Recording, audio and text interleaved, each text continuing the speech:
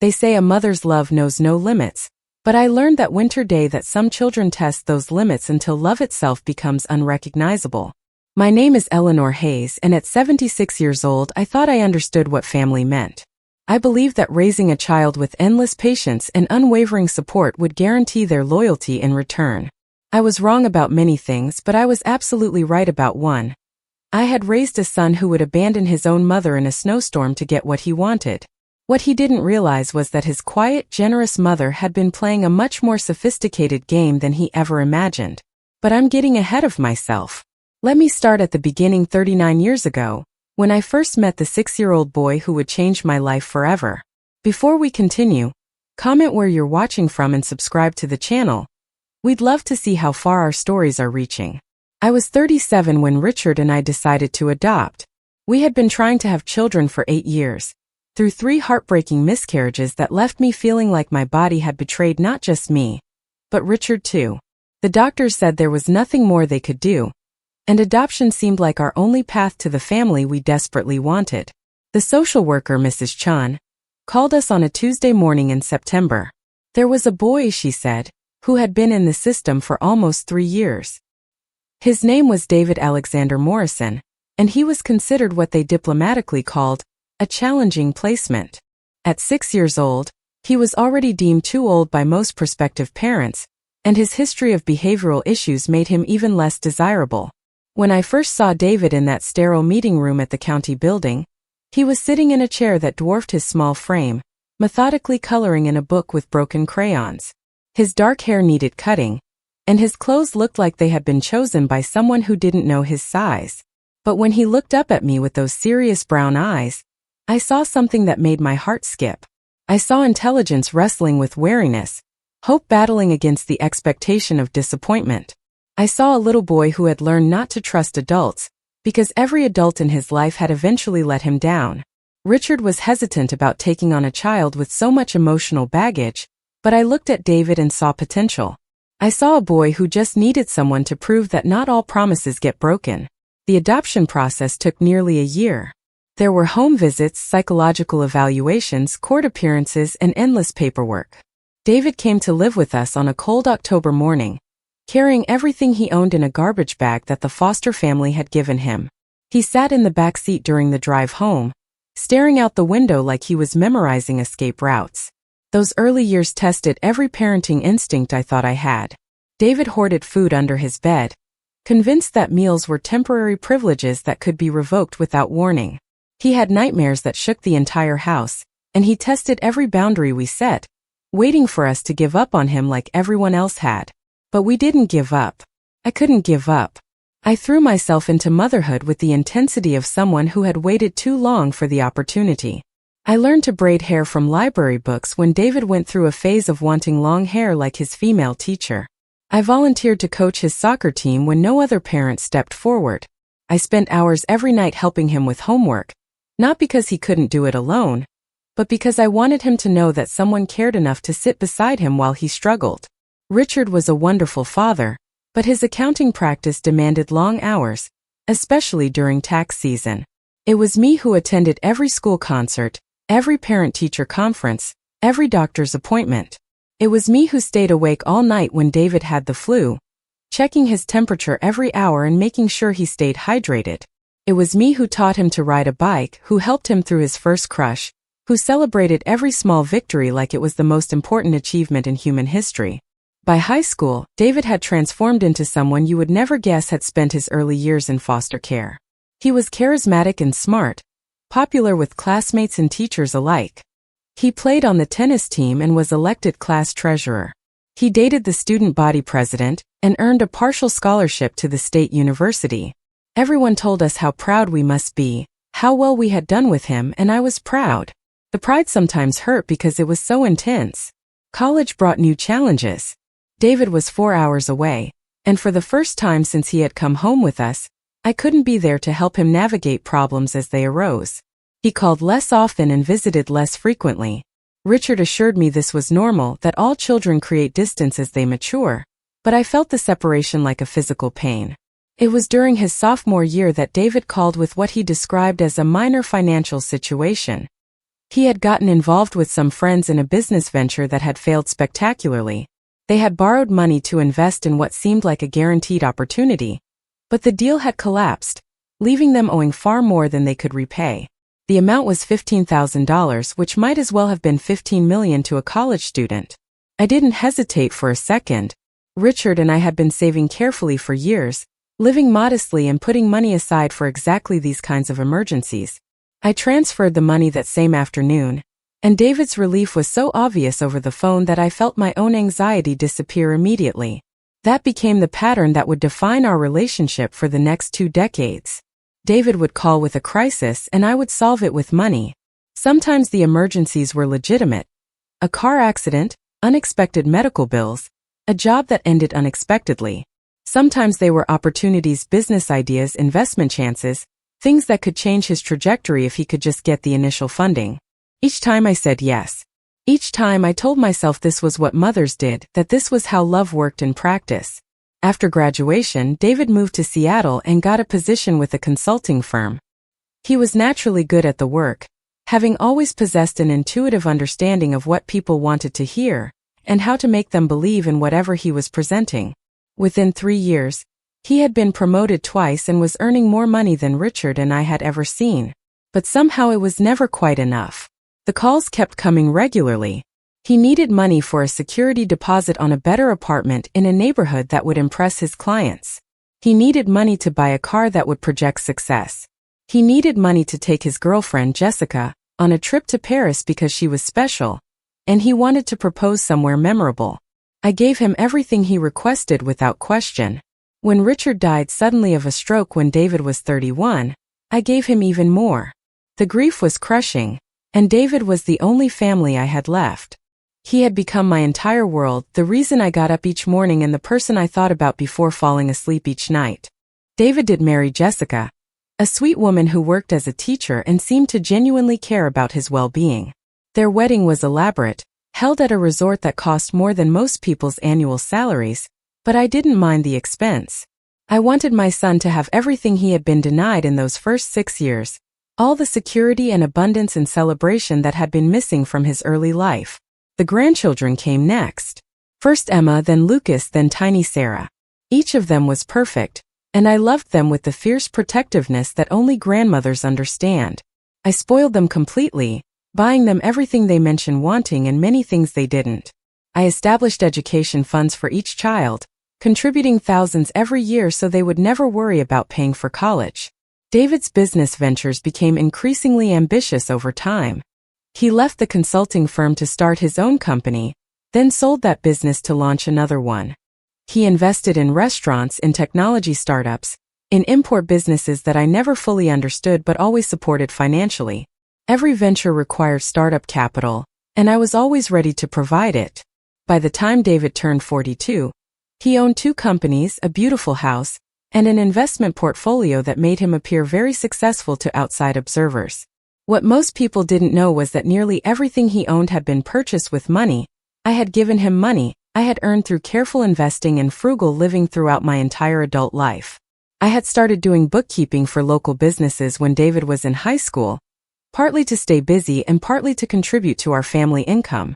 After Richard died, I expanded that work into a full-time business, and I discovered I had a natural talent for understanding money and investments. I invested wisely, saved aggressively, and lived simply so I could continue supporting David's dreams without touching my principal. The irony wasn't lost on me that I, a woman who had never owned a business or negotiated a corporate deal, was the one financing the empire that made my son look like a successful entrepreneur. But I didn't mind.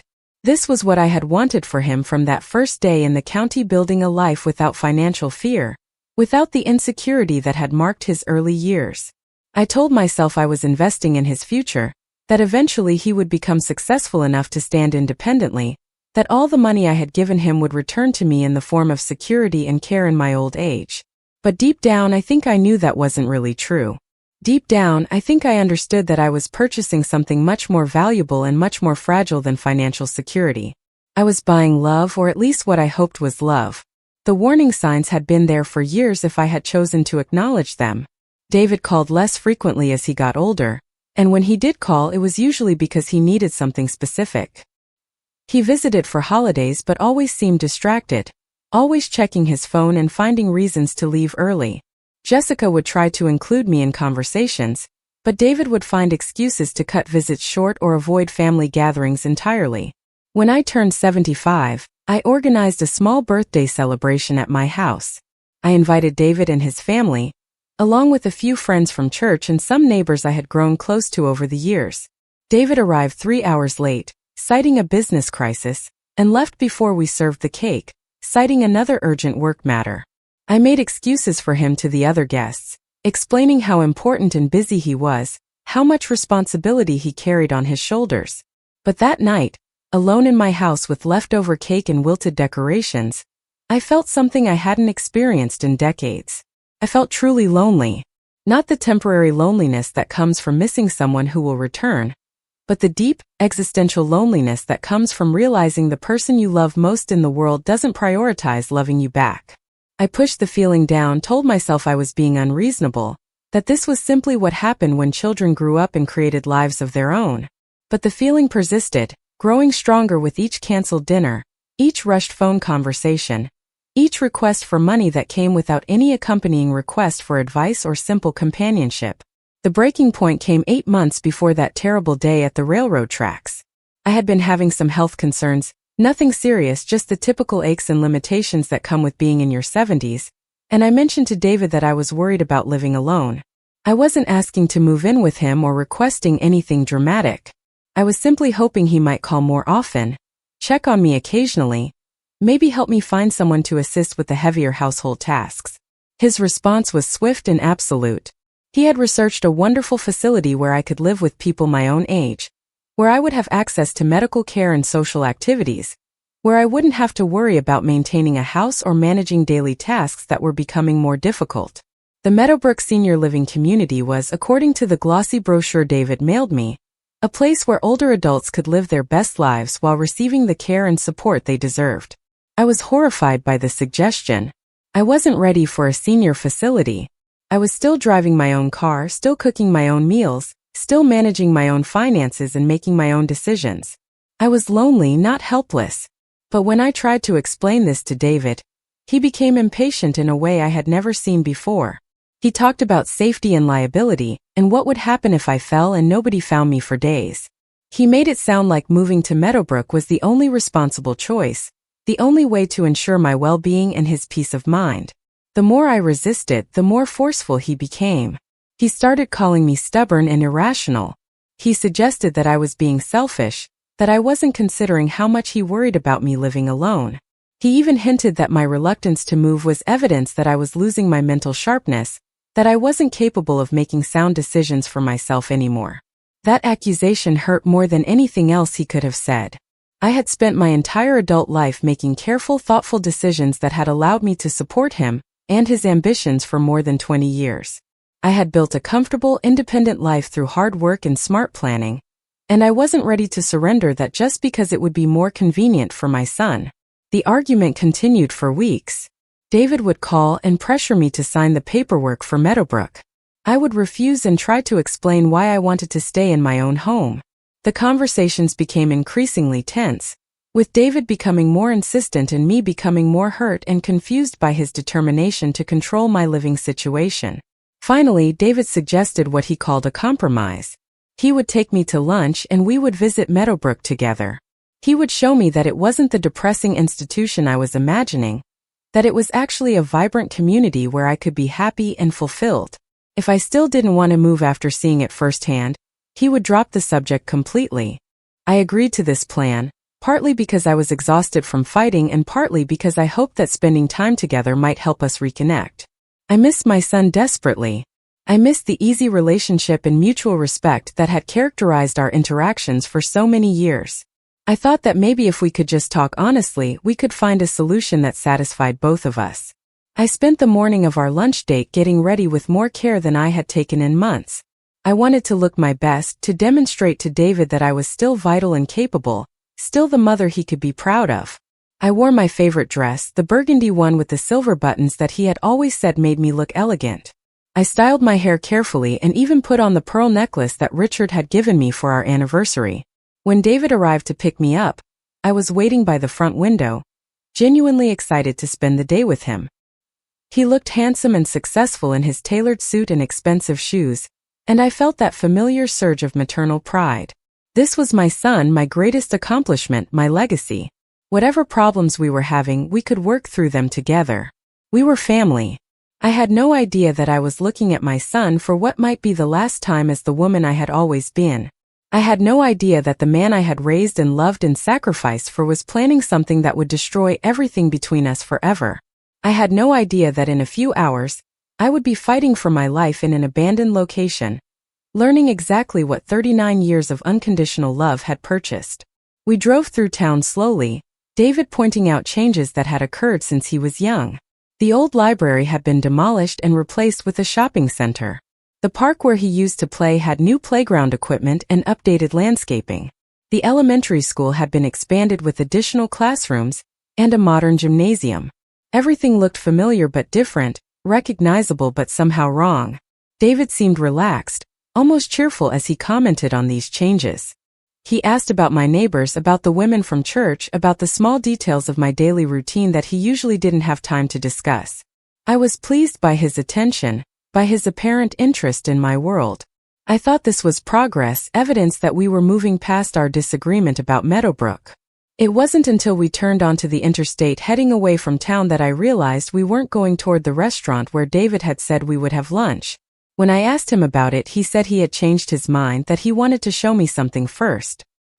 He was being mysterious about our destination, smiling in a way that didn't seem to reach his eyes, and I felt the first flutter of unease in my stomach. The highway stretched ahead of us, empty and gray under the overcast sky. Snow had been forecast for later in the day, and I could see heavy clouds building on the horizon. I suggested that maybe we should turn back, that we could visit wherever he wanted to take me another day when the weather was better.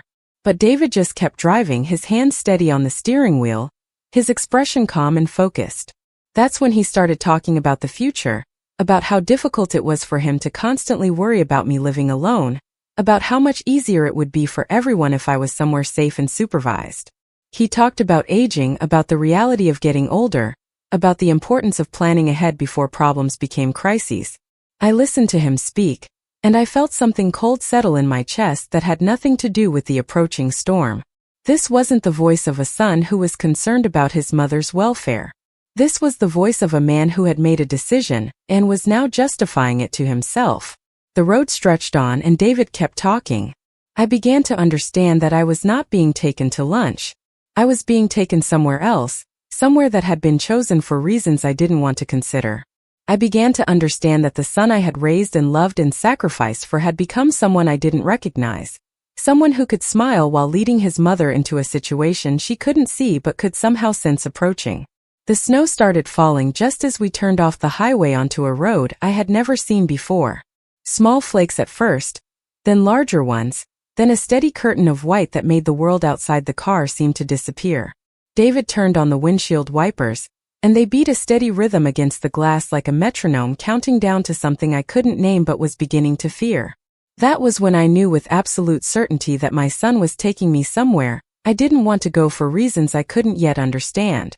That was when I knew that everything I thought I knew about our relationship, about his love for me, about the man I had raised, was about to be tested in ways I never could have imagined. The abandoned railroad tracks appeared through the swirling snow like something from a nightmare I didn't know I was capable of having. David pulled the car off what could barely be called a road, more like a forgotten path that maintenance crews had abandoned years ago. The tires crunched over frozen gravel and dead vegetation, and when he finally stopped the engine, the silence that followed felt like the end of the world.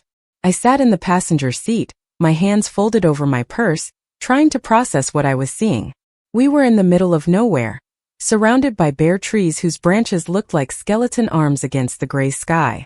The railroad tracks stretched in both directions until they disappeared into the snow, and I could see from the rust and the weeds growing between the ties that no train had used this route in years. David turned off the engine but didn't move to get out. He sat there for a moment, his hand still gripping the steering wheel, staring straight ahead at the falling snow. When he finally spoke, His voice was different from how it had been during the drive. The false cheerfulness was gone, replaced by something flat and emotionless that I had never heard from him before. "Mom," he said, still not looking at me. "We need to have a conversation."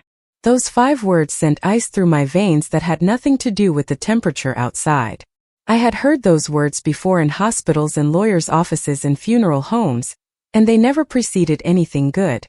They were the words people used when they were about to change your life in ways you wouldn't want it changed. "Here?" I asked, gesturing toward the desolate landscape around us. "David, this doesn't look like a safe place to stop. Maybe we should find somewhere warmer to talk." He finally turned to look at me, and what I saw in his face made my breath catch in my throat.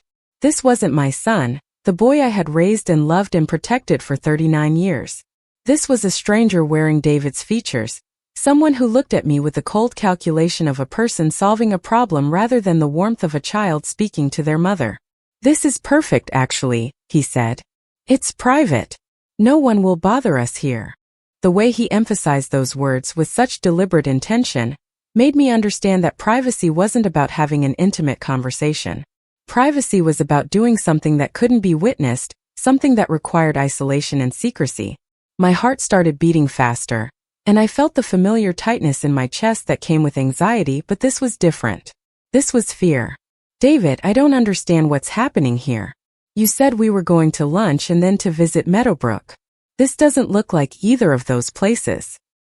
He smiled then, but it wasn't the smile I remembered from his childhood, the one that had melted my heart 1,000 times when he was in trouble and trying to charm his way out of consequences. This smile was something else entirely, something that made me want to look away but couldn't. "Change of plans, Mom. I've been thinking about our situation, about the conversations we've been having, and I've realized we've been approaching this all wrong. You don't want to move to Meadowbrook voluntarily, and I understand that. I really do. But the thing is, what you want isn't really the issue anymore." "What do you mean?" He turned in his seat to face me fully, and I could see snowflakes catching in his dark hair, could see the way his breath formed small clouds in the increasingly cold air inside the car. "I mean that I've been trying to be respectful of your wishes, trying to convince you to do what's best for everyone, but I'm finished with that approach. You're going to Meadowbrook, Mom. Today. The papers are already signed." The words hit me like a physical blow. "What papers? I never signed anything." "You didn't have to. I have power of attorney. I've had it for 4 years, remember? You signed it when you had that scare with your heart, when you were worried about what would happen if you had a medical emergency and couldn't make decisions for yourself. You said you trusted me to take care of everything." I did remember signing that document. It had been after a particularly frightening episode where my heart had started racing uncontrollably, and I had ended up in the emergency room, confused and terrified. David had been so concerned, so attentive, insisting that we needed to plan for any possibility. The lawyer had explained that the power of attorney would only activate if I became incapacitated, and David had assured me it was just a precaution, just a way to make sure I was protected. "But I'm not incapacitated," I said, my voice sounding smaller than I intended. "I'm perfectly capable of making my own decisions." "Are you, though?" David's tone was conversational, almost gentle, which somehow made his words more terrifying. "Because from where I'm sitting, it looks like you're an elderly woman who's becoming increasingly isolated and paranoid. You refuse help when it's offered. You make poor decisions. You're forgetting things, becoming confused about simple matters." Each accusation was like a slap, and I felt myself recoiling from words that were designed to wound, designed to make me doubt my own perceptions and capabilities. But even as part of me wanted to defend myself, another part of me was focused on something else entirely. David had never observed me making financial decisions. He had never been present when I managed my daily affairs. He had never been involved in my life enough to know whether my choices were good or bad.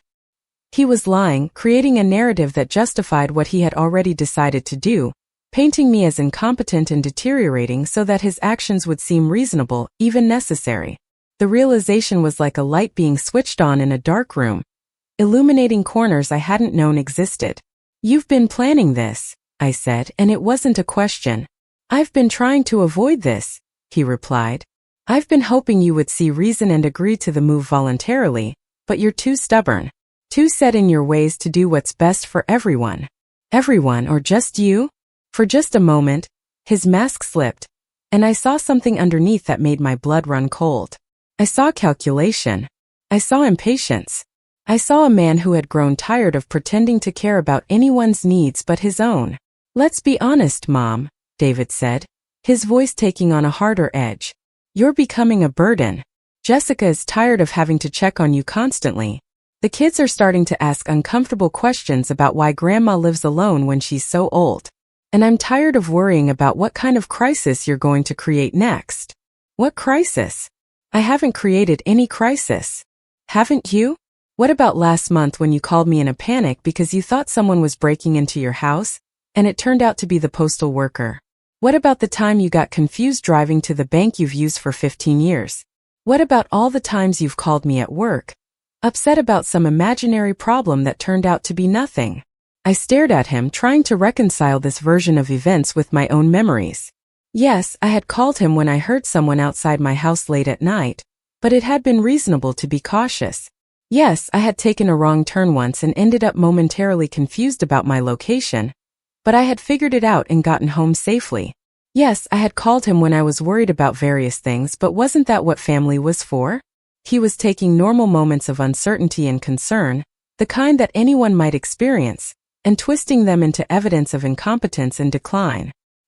He was rewriting our history to suit his current purposes, and the casual cruelty of it took my breath away. So what happens now? I asked, surprised by how steady my voice sounded despite the chaos in my chest. Now you wait here while I go get help. My car has been having some issues lately, and it looks like it's finally broken down completely. I'll walk back to the main road and use my phone to call for assistance. Someone will come pick us up, and we'll go straight to Meadowbrook. Your room is already prepared. I felt something inside me go very still, the way small animals must feel when they realize they're being hunted. You're going to leave me here? In this weather? Just for a little while. I'll be as quick as I can, but it might take some time to get through to someone and explain our location. You'll be fine in the car. Keep the doors locked and stay warm. David, the temperature is dropping. The snow is getting heavier. What if something happens? What if your phone doesn't work?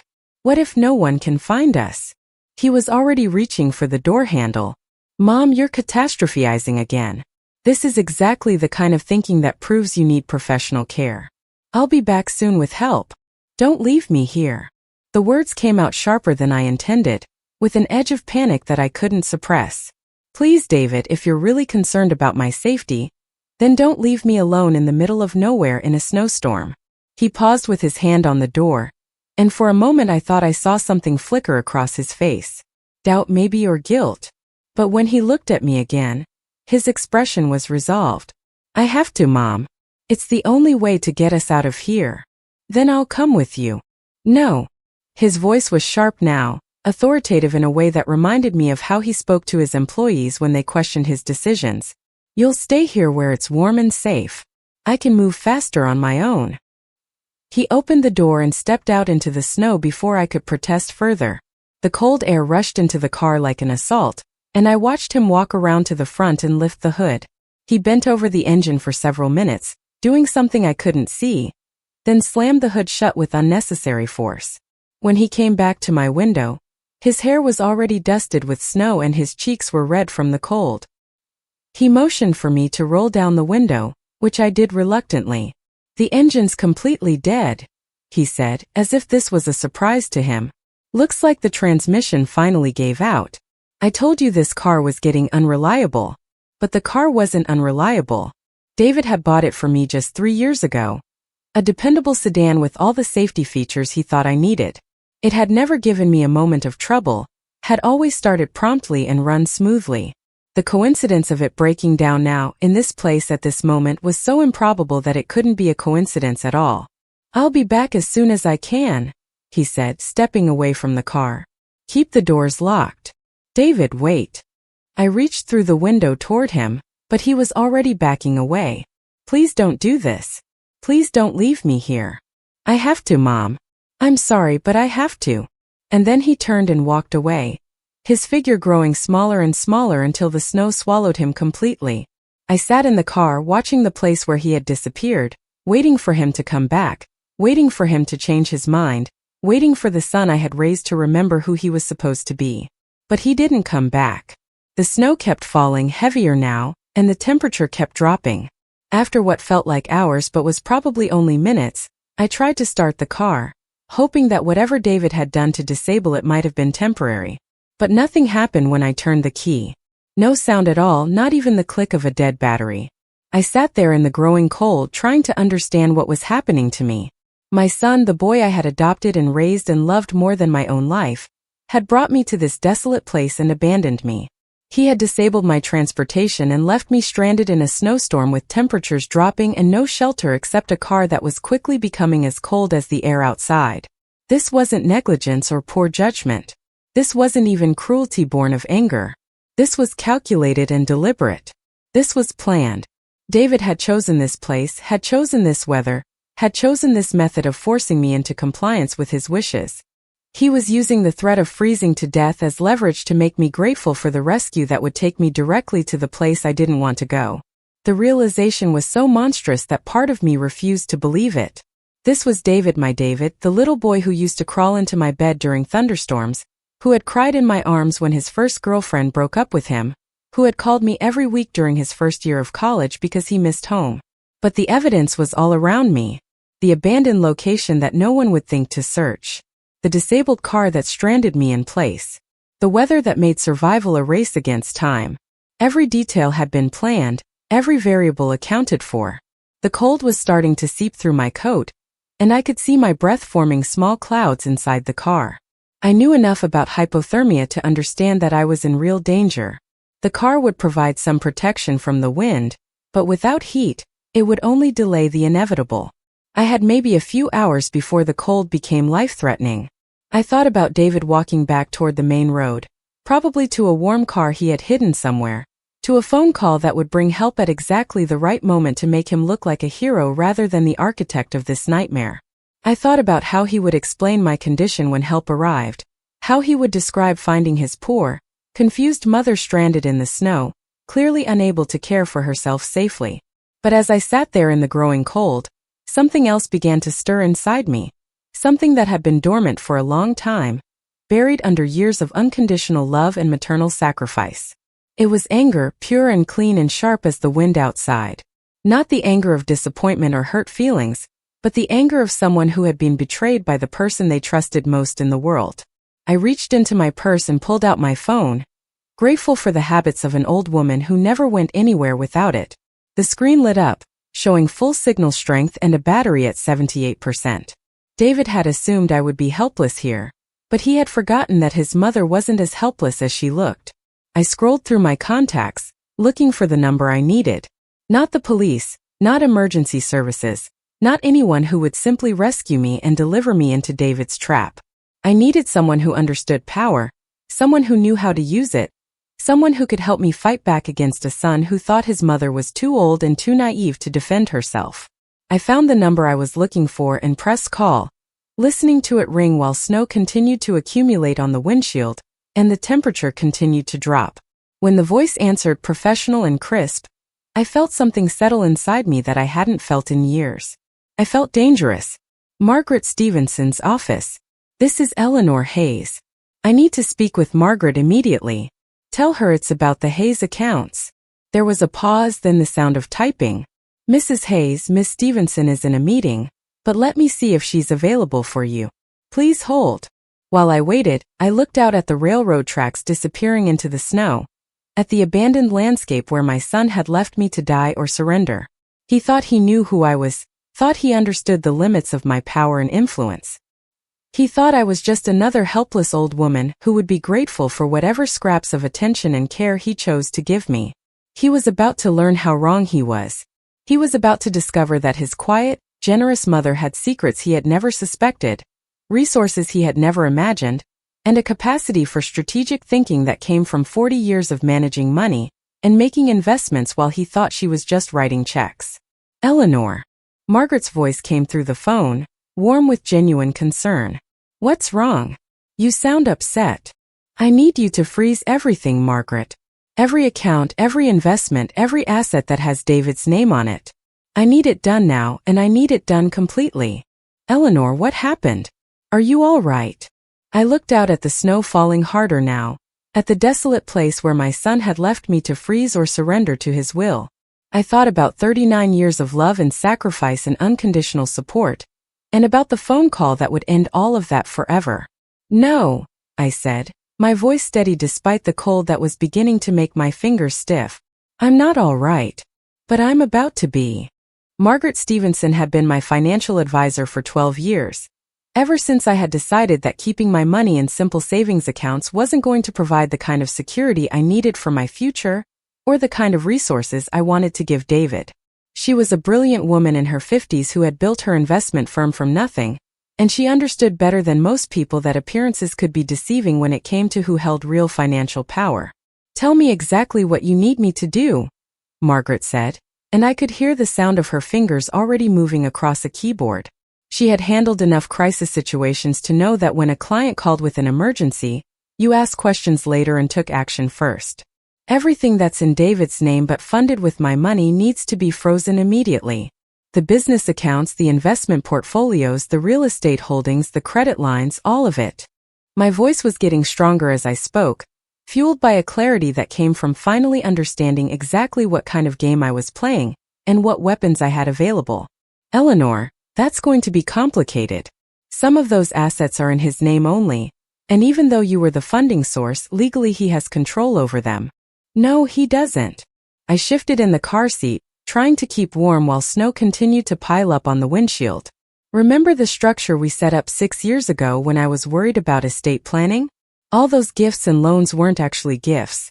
They were investments in ventures that I maintained controlling interest in, with agreements that allowed me to call in the debt or reclaim the assets under specific circumstances.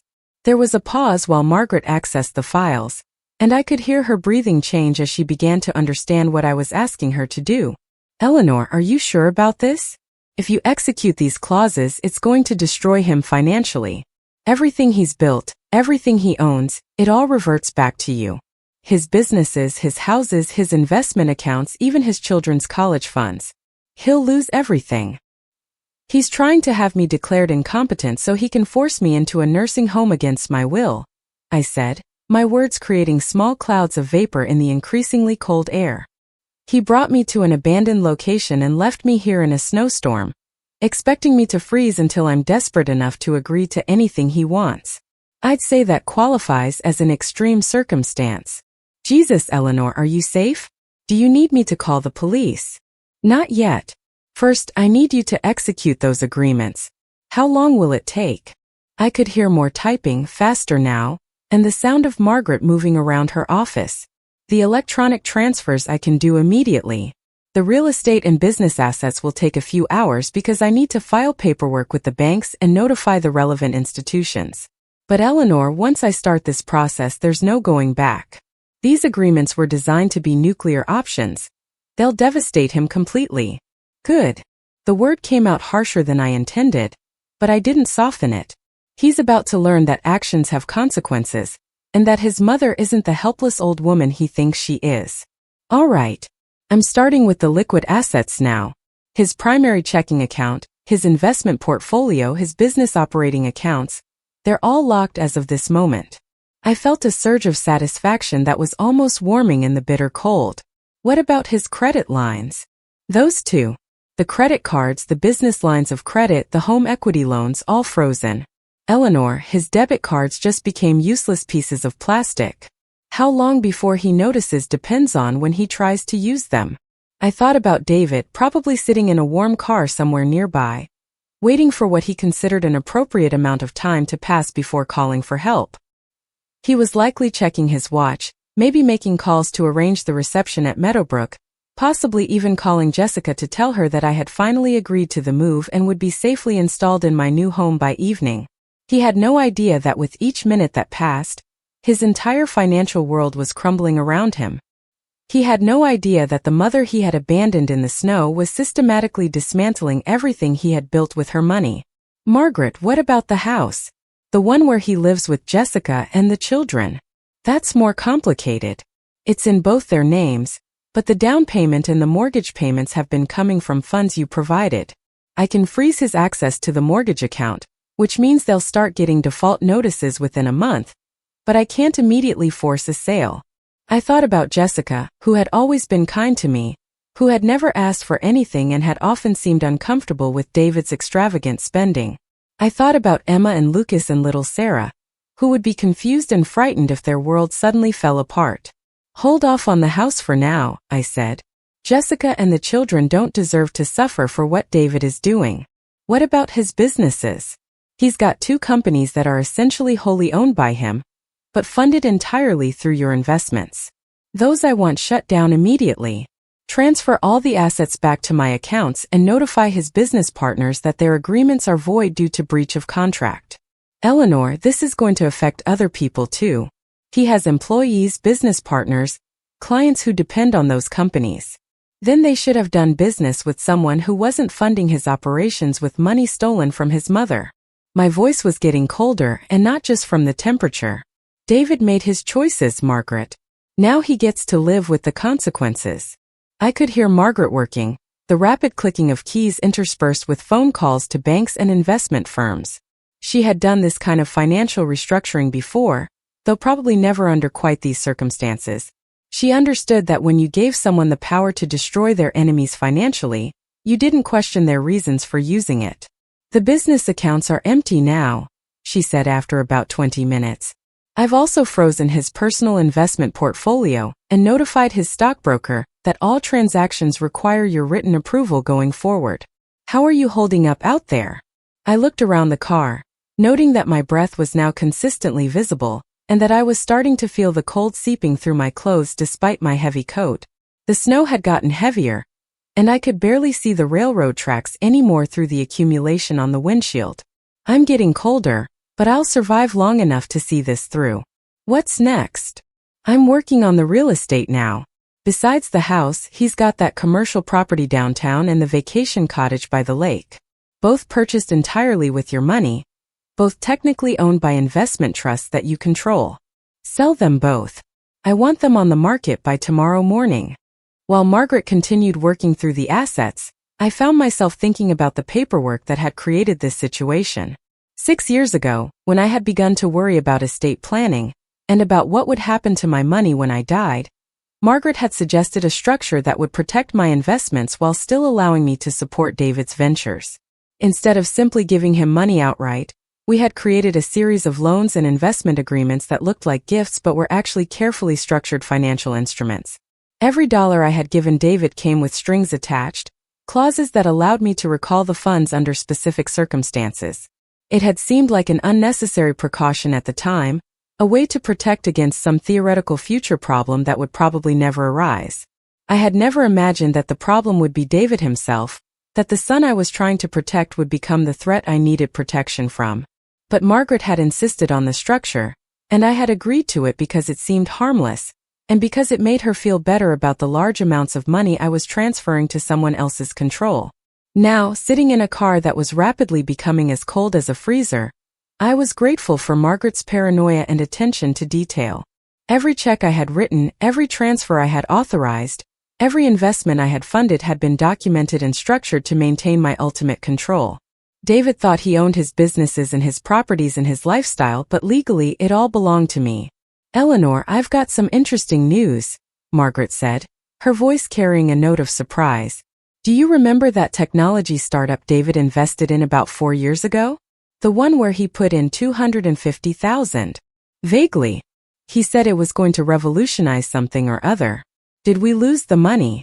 Actually, no. The company just went public 2 months ago, and David's stake is now worth about $15 million. But since the original investment came from funds you provided through one of our agreements, the entire windfall belongs to you. I felt a laugh bubble up in my throat, though whether it was from amusement or hysteria, I couldn't tell. So while he's been planning to have me declared incompetent, he's been sitting on an investment that made me $15 million richer. Essentially, yes. And he probably doesn't even know about the valuation yet. The company's stock has been climbing steadily since the IPO, but the official documentation of his holdings won't reach him until next month. Transfer it all to my primary investment account. I want him to find out about his windfall at the same time he discovers he can't access it. Already working on it. Eleanor, I have to ask, are you planning to give any of this back to him eventually? This is his entire life we're dismantling. I thought about that question while I watched the snow fall harder outside, while I felt the cold beginning to penetrate my bones, while I contemplated the calculation and cruelty it had taken for my son to bring me to this place and leave me here.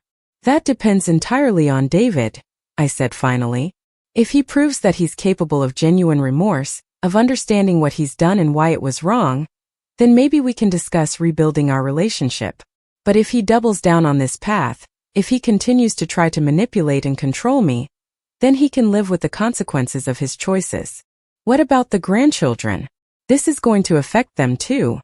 That was the question that hurt the most, because I loved Emma and Lucas and Sarah with the same fierce intensity one had once felt for their father.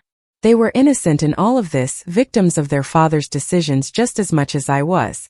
The children's college funds were set up as irrevocable trusts, I said. David can't access them and neither can I.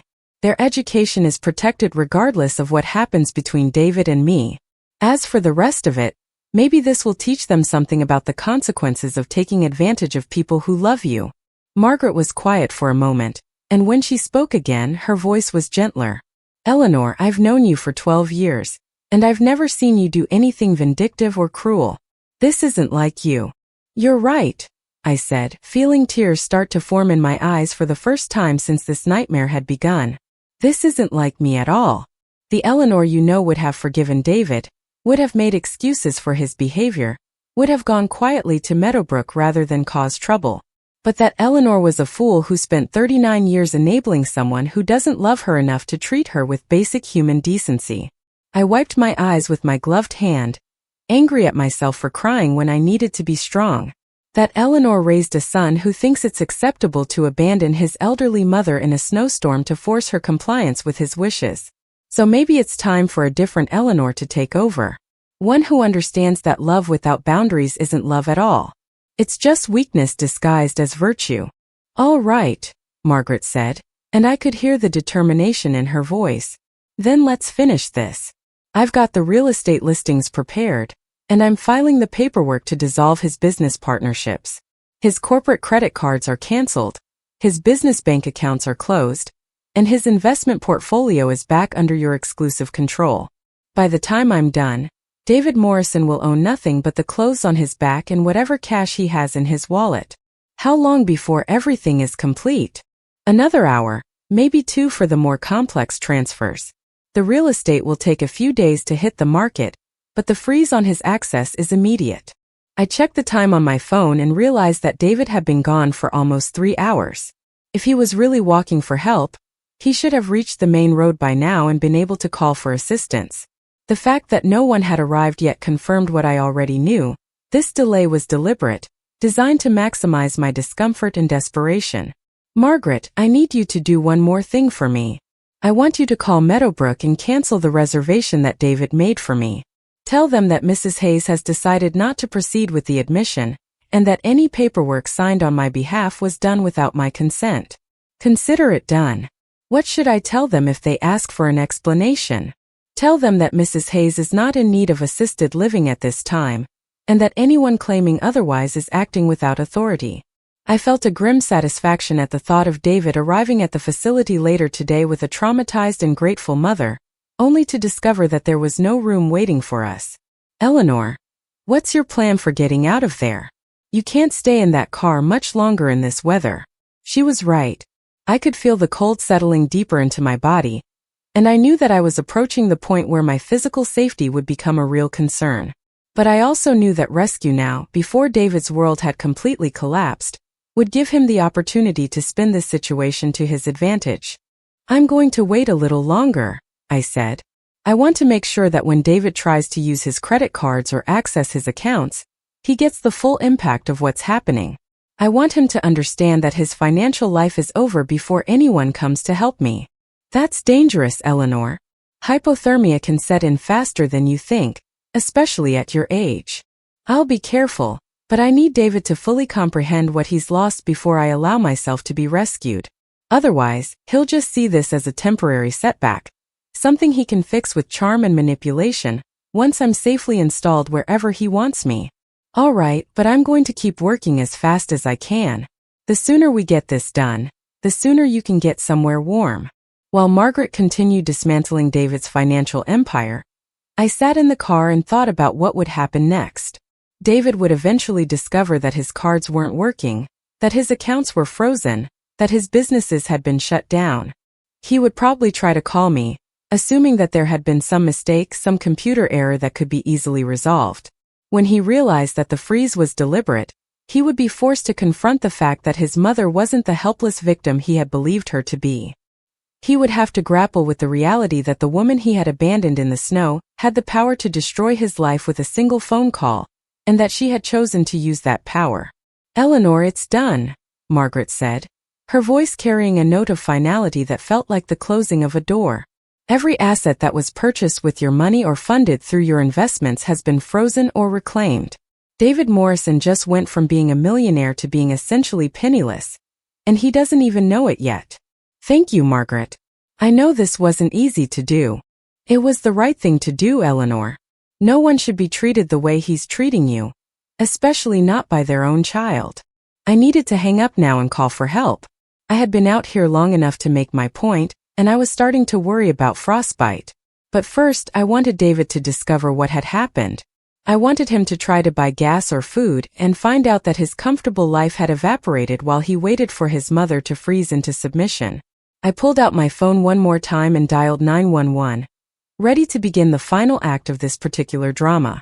Ready to be rescued, not as the victim David had expected me to be, but as the architect of his destruction, ready to see what kind of man my son really was when everything he thought he owned was taken away from him. The rescue came 42 minutes after I called 911, in the form of 2 paramedics and a sheriff's deputy who looked like they couldn't quite believe they were being asked to retrieve an elderly woman from abandoned railroad tracks in the middle of a blizzard. They found me barely conscious in the front seat of David's car. My lips blue and my hands so stiff I could barely grip my phone. But I was alive, and more importantly, I was free.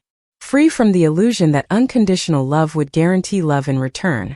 Free from the burden of supporting someone who saw me as nothing more than an obstacle to his convenience. Free to discover who Eleanor Hayes could become when she stopped making herself smaller to accommodate someone else's comfort. And somewhere out there, David was about to discover what it felt like to lose everything in a single day, just like I had. The only difference was that his loss would teach him something valuable about himself, if he was smart enough to learn from it. The question was whether he would choose to become a better man, or simply a more bitter one. Either way, that choice was no longer mine to make for him.